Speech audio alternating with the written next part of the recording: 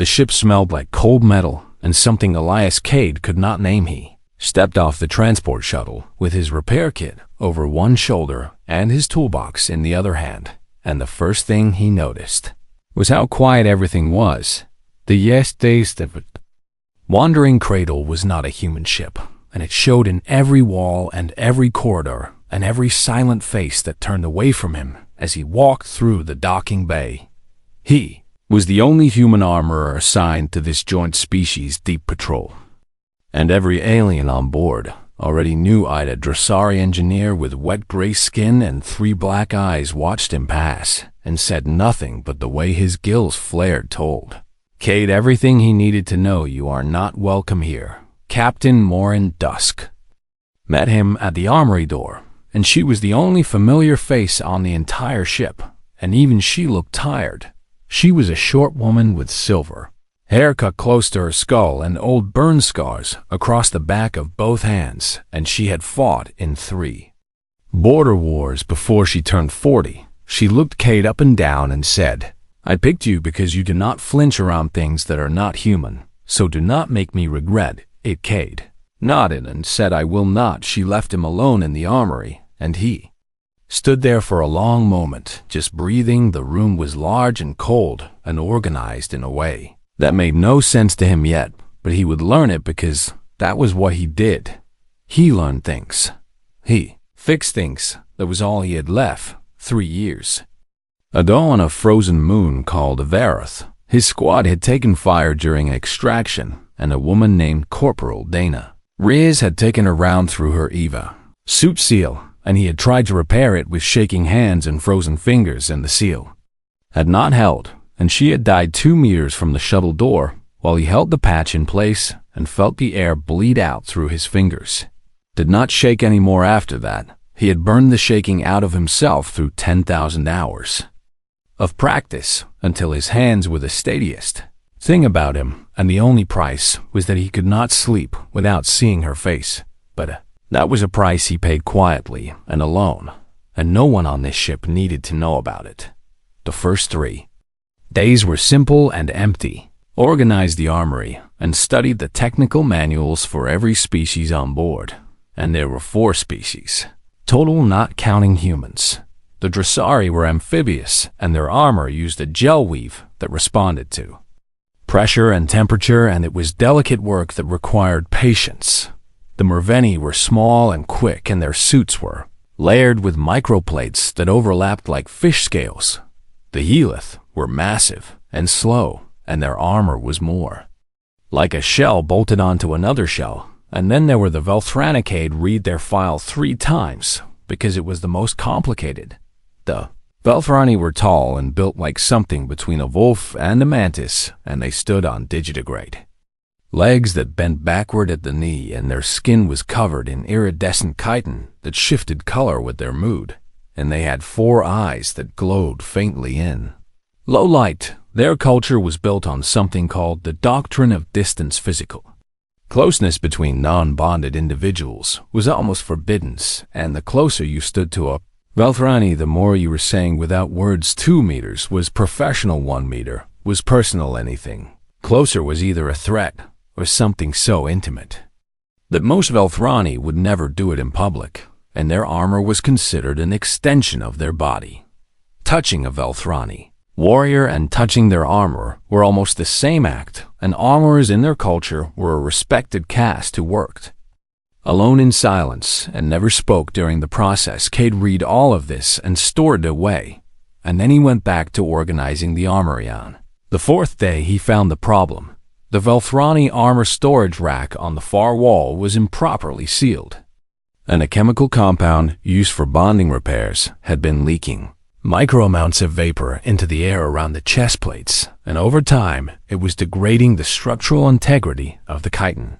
Weavy filed a report. No one read it. On the 5th day, he met her Lieutenant Tyra Vel'shaan, walked into the armory during standard inspection rotation, and she was everything the file had described, and nothing in it prepared him, for she was tall enough that he had to look up, and her chitin was a deep blue-black that shifted to violet at the edges, and her 4 eyes were pale gold, and they looked at him the way a hawk looks at something it is not yet decided is prey or irrelevant. She set her ceremonial patrol armor on the counter without a word. Cade looked at it, and then he looked at her, and then he did something that made her pause. He washed his hands. Not a quick rinse, but a full, careful cleaning with the specialized solution he kept for sensitive materials, and he dried them on a lint-free cloth, and then he looked at her and said, "May I?" She stared at him. No human had ever asked a Velthrani permission to touch their armor during a standard inspection, and no armorer outside her own species had ever treated the process as anything more than a mechanical task. She gave a small nod. Cade picked up the first piece and held it the way a musician holds an instrument, and he turned it slowly in the light and checked every seal and every joint and every molecular bond point with quiet, focused attention.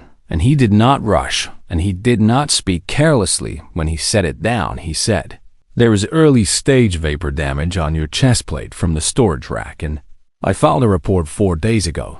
But if you want, I can reinforce it now before it gets worse."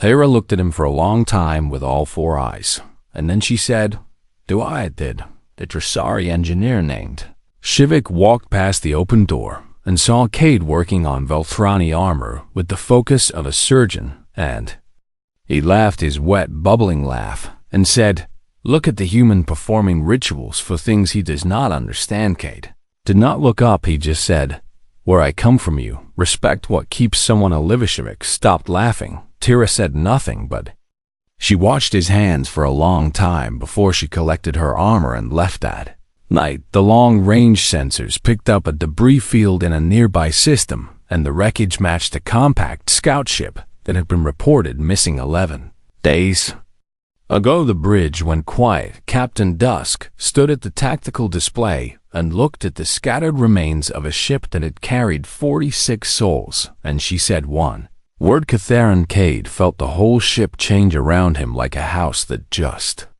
realized something was moving in the dark. Outside its walls, the empty patrol had just become something else entirely.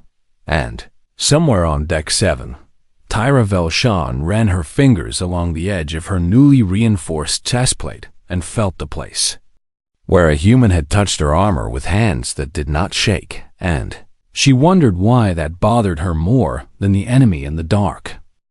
The days after the wreckage discovery moved fast and hard, and the Wandering Cradle was no longer a patrol ship drifting through empty space. It was a ship that knew something was hunting in the dark. Captain Dusk ordered combat readiness drills every 12 hours, and that meant every piece of armor on board needed to be inspected and reinforced and repaired. And that meant Cade did not sleep. Worked 16-hour shifts in the armory with his hands deep in alien metals and compounds he had only read about in manuals 2 weeks ago, and he learned faster than anyone expected because he had no choice. Shivik, the Dressari engineer, worked beside him now, and they had fallen into a rhythm that was not friendship, but was something close to respect. Shiv handled the gel weave repairs for his own people, and Cade handled everything else, and when they passed tools between them, they did it without speaking because they had already learned each other well enough for silence. One night, Shivik watched Cade rebond a cracked Morveni scale plate using a technique that was not in any manual, and he said, "How did you learn to do that?" Cade said, "I broke one first, and then I figured out how to fix it better." Shivik blinked all 3 of his wet black eyes and said, "That is the most human thing I have ever heard." On the 9th day of combat prep, Tyra came to the armory. She was not scheduled for inspection. Her chest plate had developed a micro-fracture during a high-gravity drill, and the standard protocol said she should requisition a replacement from the ship stores. But Cade already knew the stores were running low, and the replacement models were built for a different frame than hers. She set the plate on his workbench and said it cracked. Cade picked it up and turned it in the light and found the fracture line running diagonally across the lower left quadrant, like a river cutting through stone. He said, "I can fix this." She said, "The replacement would be faster." He said, "The replacement would not fit you right, and you know that, or you would not be here." She did not respond to that, but she also did not leave. Cade pulled his magnification visor down over his eyes and began to work, and as he worked, he did something that no Velthrani armorer would ever do. He explained every step as he did it, and he told her what compound he was using and why, and he told her about the bonding technique he had adapted from human metallurgy called forge welding under controlled stress, where you heat the fracture to a specific temperature, and then you compress it under precise pressure, so the bond that forms is actually stronger than the original material. He said, "The trick is you do not try to make it like it was before, because it can never be like it was before. And if you try to pretend the break never happened, the next fracture will be worse, so instead, you make the break part of the new structure, and you build around it." Tyra stood at regulation distance, which was 2 meters, and she listened with all 4 eyes fixed on his hands, and she said nothing for a long time. She said, "Your people talk while they work." Cade did not look up and said, "Yes." She said, "Why?" And Cade paused, and his hands went still for just a moment, and then he said, "Because the silence is where we lose people." He did not explain what he meant, and she did not ask, but something shifted in the air between them, like a door that had been cracked open by a single degree. When the repair was done, Cade held the chest plate up to the light, and Tyra saw something unexpected. The fracture line was visible, not as a flaw, but as a seam, and the seam was gold. Cade had used a bonding compound that was faintly golden in color instead of the standard clear concealer that would have made the repair invisible. She said, "You left the mark." He said, "I chose to." She said, "Why?" He set the plate down gently and said, "Where I come from, there is an old tradition that when something breaks and you repair it, you do not hide the break, and instead you fill it with gold, because the thing that has been broken and mended, well, is more beautiful than the thing that was never broken at all." Tyra picked up the chest plate and ran her fingers along the golden seam. She did it slowly and carefully, and Cade saw her 4 eyes dim slightly, which he had learned from the files meant something like vulnerability or surprise. And then he realized what she had just done. She had touched her own armor in front of him. In Velthrani culture, that was not a casual thing, and it was not an accident, and the fact that she did it without thinking told him more than any words could have. She pulled her hand back and collected the plate and left the armory without another word, and her footsteps were faster than usual. Cade stood alone in the workshop and breathed out slowly and went back to work that evening. The intelligence reports came through on the encrypted channel, and they confirmed what everyone already feared. The destroyed scout ship had been attacked by Kethara Dominion raiders, and not just any raiders, but a hunter pack, which meant 3 to 5 fast attack ships operating as a coordinated kill group. The Kethara were not like the compact species. They did not trade, and they did not negotiate, and they did not see other species as equals or even as enemies. They saw them as resources.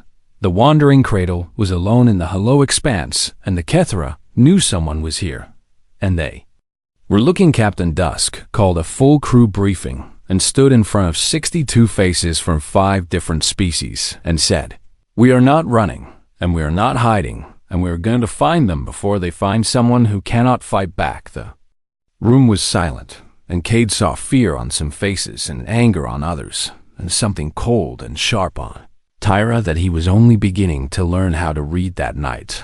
3 hours after the briefing, Tyra came back to the armory. She stood in the doorway and said, "I have a calibration question about the chest plate." Cade looked at her, and he knew it was not a calibration question, because the plate was perfect, and they both knew it, but he said, "All right," and he gestured to the workbench, and she walked in. She stood at 1.5 meters.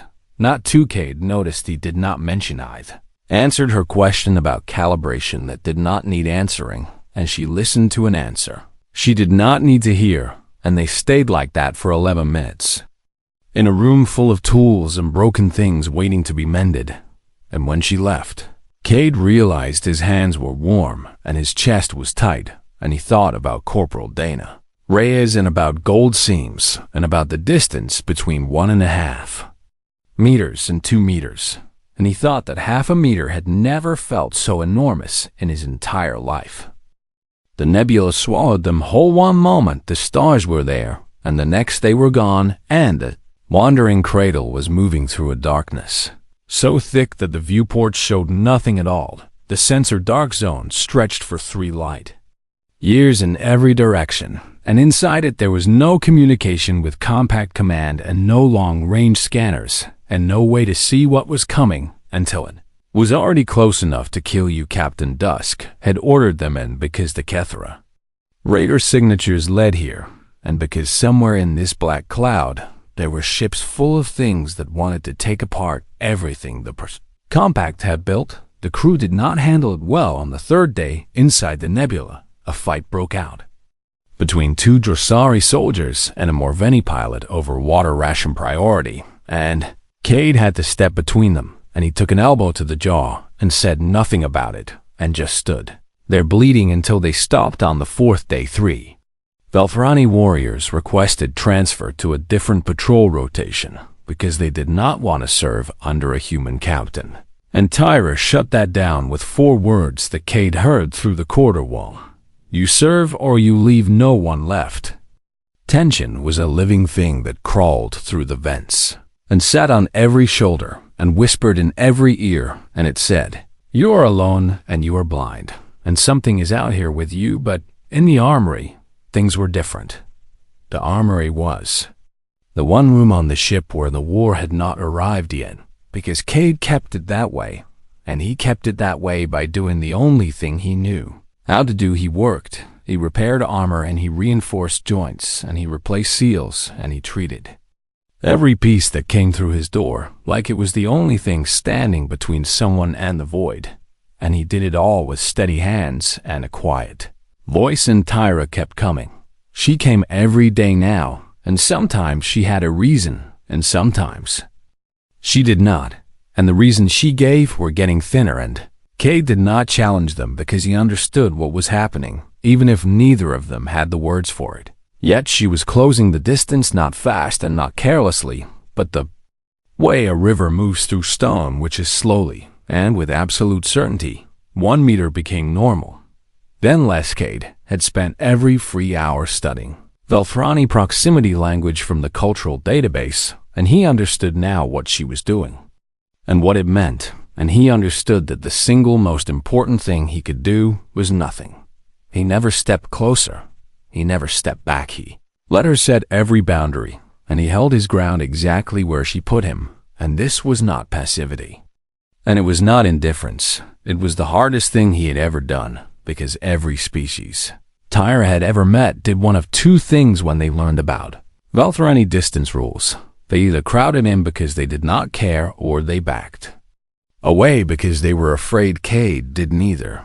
He simply existed at whatever distance she chose, and he was completely present at every one of those distances, and he did not make it about himself, and he did not make it about fear, and he did not make it about wanting. He just stayed, and that was destroying her in the best possible way. On the 7th day, inside the nebula, Tyra brought her chest plate back to the armory. The nebula radiation was causing micro-stress fractures in the chitin weave, and the golden seam from his first repair was holding perfectly, but a new crack had appeared along the upper edge. She set it on the workbench and said, "The nebula is eating my armor." Cade picked it up and examined it and said, "I can reinforce the whole upper section if you give me an hour." She said, "I will wait." She did not say where she would wait, and she did not move to the observation bench on the far wall where she had sat the first few times. She stood right there, at the workbench, close enough that when Cade reached for a tool, he could feel the air change temperature near her, because Velthrani ran cold and humans ran hot, and the space between them was a gradient that both of them could feel. Cade began working, and he talked the way he always did, and he described the compounds and the technique and the pressure settings, and Tyra listened the way she always did, which was with all 4 eyes locked on his hands, and Then she stepped closer, not a lot, and not suddenly, but enough. She leaned forward slightly, as if to inspect his technique, and she said, "I want to see the bonding point," and her voice was the same calm professional tone it always was, but her body was now. Inside arm's reach, Cade could feel the cool radiation of her chitin, and she could feel the heat coming off his skin, and neither of them acknowledged it with words, but their bodies knew. His hands did not stop moving. They did not shake. They did not speed up or slow down. He kept working with the same steady, patient rhythm he always had, and he was completely aware of her and completely calm, and those two things existing at the same time was something Tyra had never encountered in any species anywhere. She said, "Your hands do not shake." He said, "They did once, when it mattered, and I could not make them stop." She was quiet for 3 heartbeats, and then she stepped closer again. She was inside what humans called intimate space now, and she was close enough to touch him, and this was not an accident, and it was not about the armor. This was a test. Cade knew it in Velthrani culture. When a warrior close distance like this with someone who was not bonded to them, it was a challenge, and the challenge said, can you hold your ground without becoming aggressive and without running away? Because most beings cannot do both. They either fight or they flee.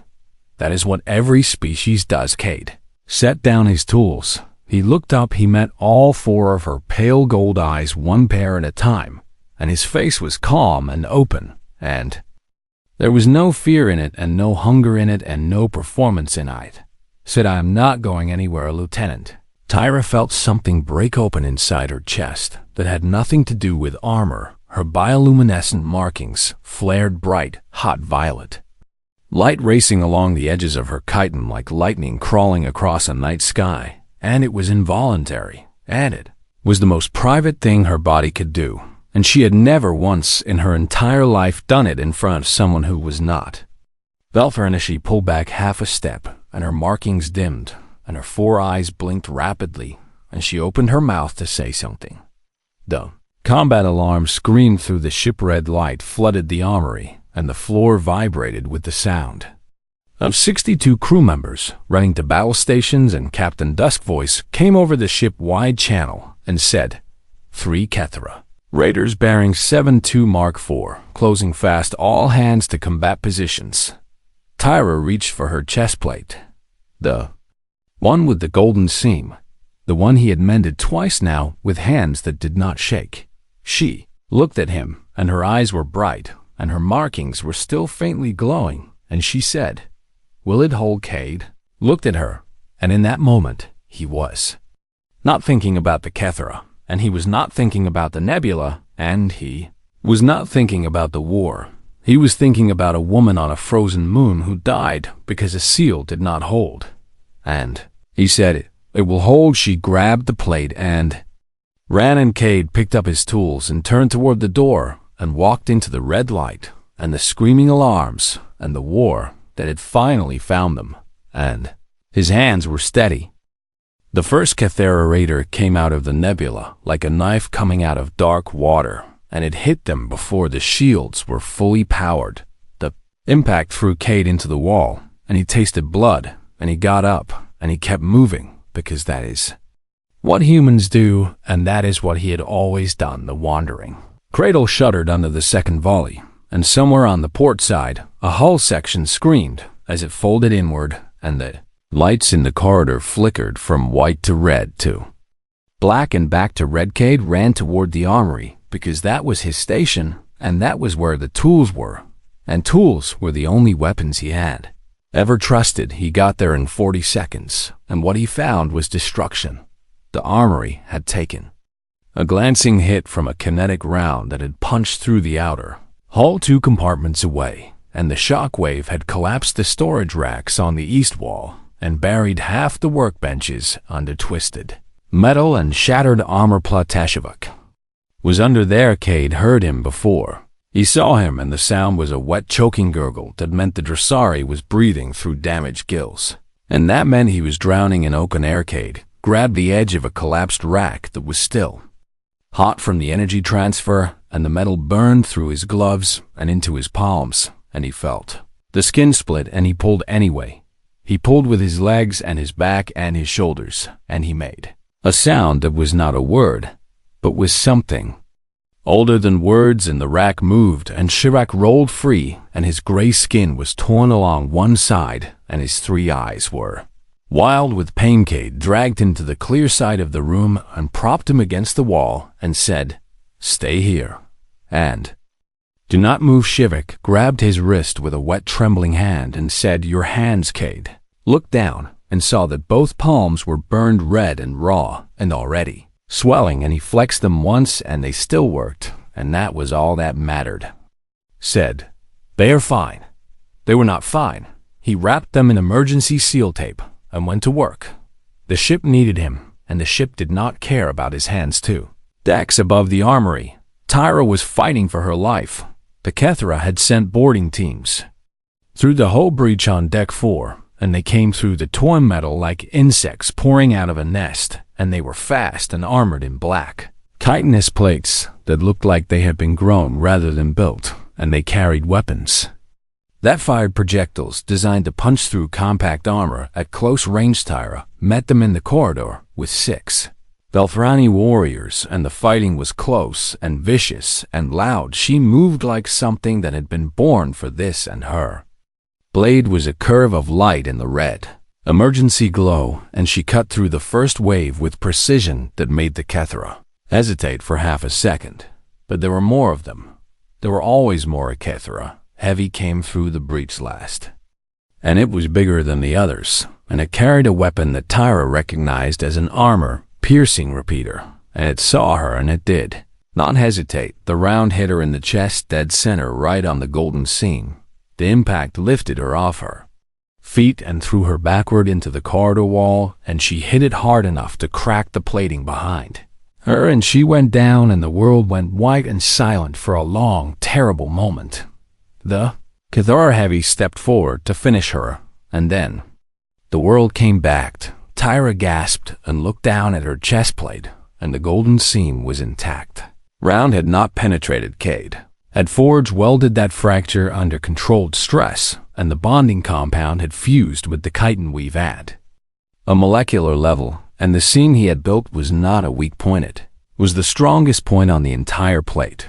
The kinetic energy had hit the golden line and spread outward across the whole surface like a stone dropped in still water, and the force had been distributed and absorbed, and the plate had held it, had held. Tyra rose. She was hurt, and her body screamed at her, and 2 of her 4 eyes could not focus properly, but she was alive because a human with steady hands had mended her armor with golden. Refused to hide the break. She picked up her blade, and she looked at the Kethara heavy, and her bioluminescent markings lit up like a sun going nova, and she made a sound that was not a war cry, but was something deeper and older and more terrifying. She killed it in 2 strikes. The boarding team broke after that because the Velthrani do not stop, and Tyra Vel'shaan was the reason. The Velthrani do not stop. 3 decks below Cade was solving a different problem.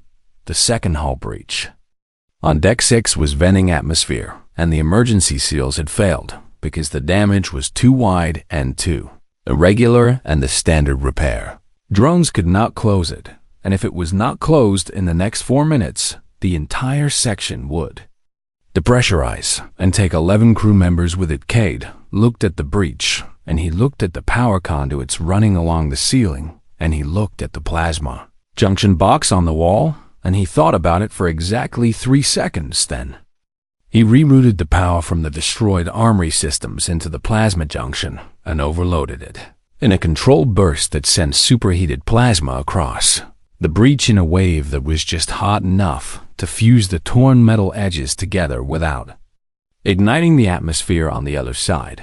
It was not a technique that existed in any manual. It was not something anyone had ever done before. It was insane, and it was improvised, and it was human. The breach sealed. The 11 crew members on the other side felt the temperature spike, and then felt it drop, and then felt the air pressure stabilize, and they did not know who had saved them. But Shivak knew, because he had dragged himself to the doorway and watched the whole thing with all 3 of His black eyes wide open, Captain Dusk fought the ship the way she fought everything, which was with cold fury and absolute refusal to die. First Kethara Raider was already destroyed, and the second took a full broadside from the cradle that crippled its engines, and the third raider saw what was happening and turned and ran back into the nebula. Wandering Cradle limped out of the dark cloud, trailing debris and venting coolant, and half its systems were offline, and a quarter of its crew was wounded, but it was alive. Every single one of them was alive in the medical bay. Afterward, the ship felt different, and it was not. Because the danger was over. Because the danger was not over, and everyone knew that Kethara would be back.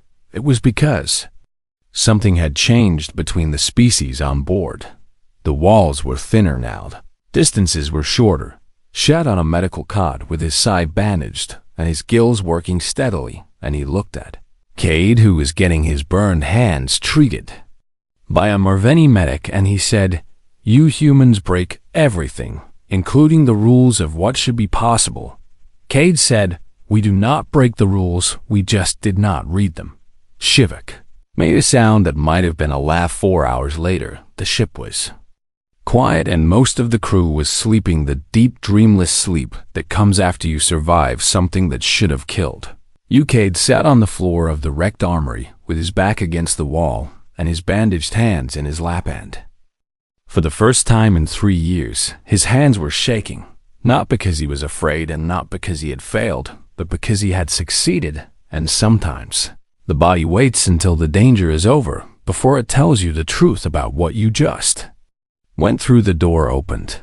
Tyra walked in, and she was bruised and battered, and one of her 4 eyes was swollen half shut, and her chest plate still had the dent from the armor, piercing round right next to the golden seam that had saved her life. She looked at him on the floor. She looked at his shaking hands, and she sat down beside him.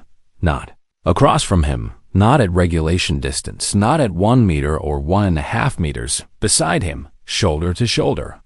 Cold chitin against his warm skin in Velthrani culture. This was not a small thing, and it was not a casual thing, and it was the kind of thing that warriors wrote about in their personal histories and passed down to their children. It meant I trust you with the absence of distance. It meant there is no space between us that I need to protect. He'd felt her there, and his shaking slowed and then stopped. Neither of them spoke. They sat in the ruins of the armory, surrounded by broken tools and shattered armor and the fading smell of plasma, and they breathed together in the dark, and that was enough.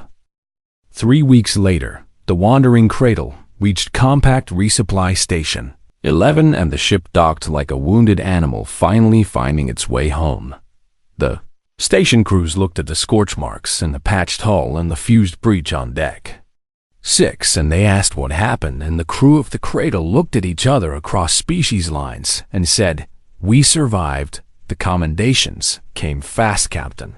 Dusk received a command citation for holding a joint species crew together under fire in a censored dark zone with no support and no communication. Chick received a Technical Excellence Award for maintaining engineering systems during combat, and when he accepted it, he said publicly that he could not have done it without his human colleague, and that was the first time a Dressari had ever said something like that in front of a compact audience. Tyra was promoted to full commander. She would receive her own patrol ship and her own crew and the authority to operate independently in contested space, and it was the highest honor a Velthrani warrior of her age had ever received.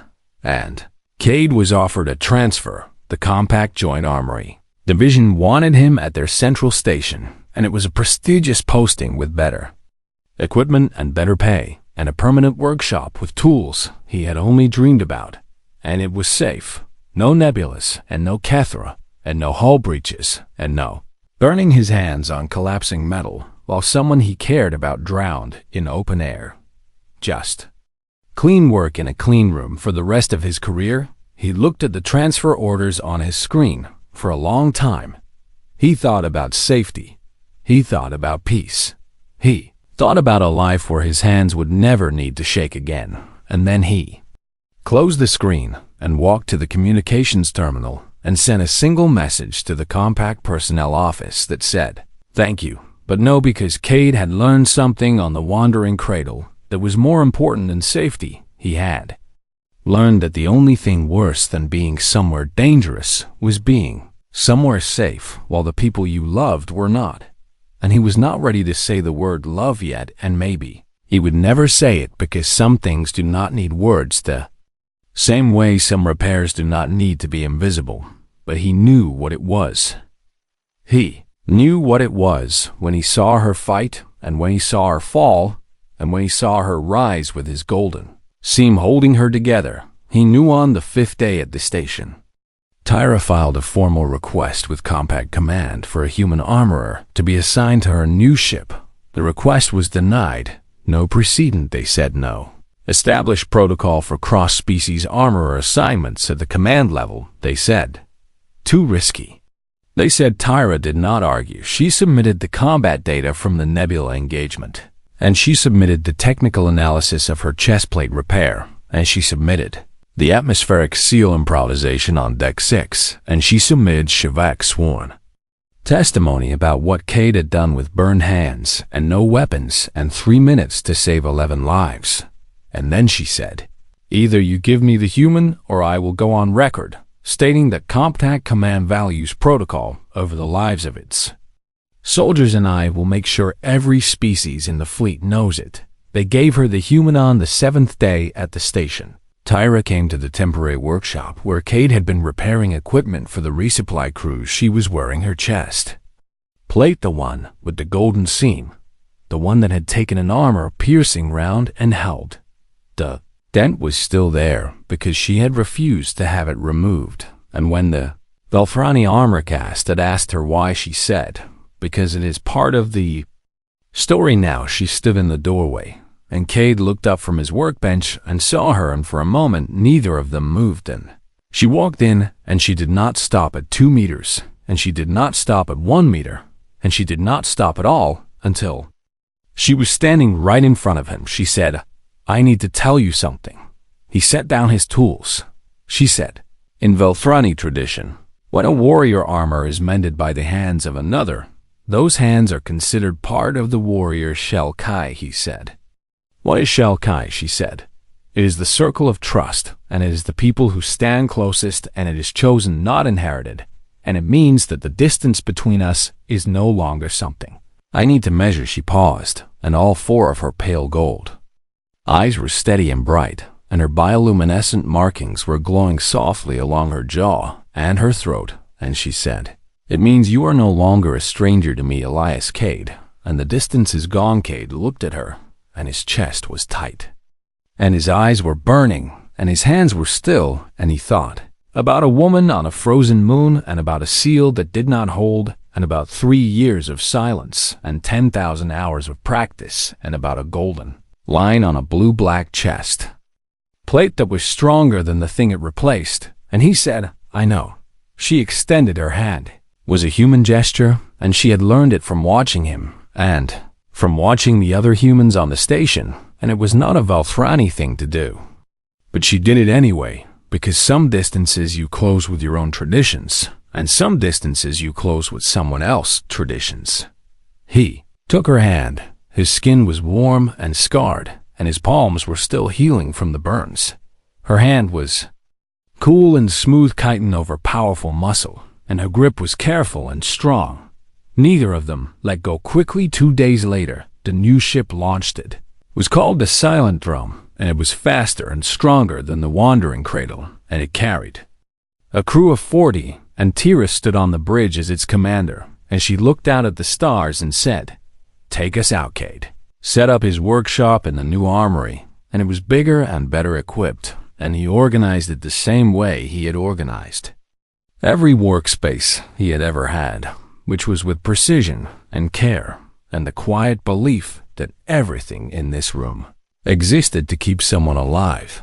He hung one item on the wall above his workbench, was a small shard of the original golden bonding compound from the first repair he had ever done for her.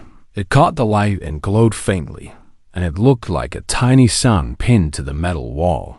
That first evening in the new ship, Tyra stopped by the workshop. She did not stand in the doorway. She walked straight to his workbench the way she had done every day for the last 3 weeks, and the way she would do every day for as long as there were stars to patrol and armor to mend. She set her gauntlet on the bench.